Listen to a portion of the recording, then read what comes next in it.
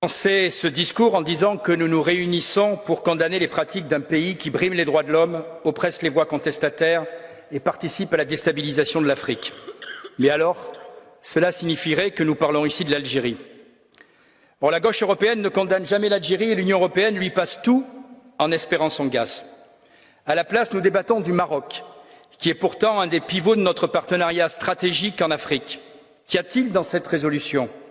L'affirmation que M. Radi ne serait pas un violeur. Comme chacun d'entre vous, je n'en sais rien.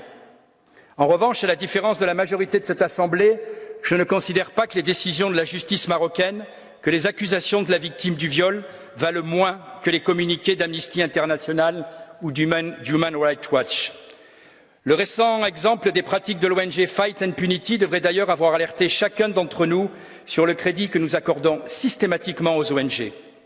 Comme les États, elles ont leurs intérêts et leurs limites. Si M. Radi est victime d'un complot, c'est à ses avocats et au peuple marocain de le démontrer. Et ce n'est pas au Parlement européen de s'essuyer les pieds sur la justice marocaine.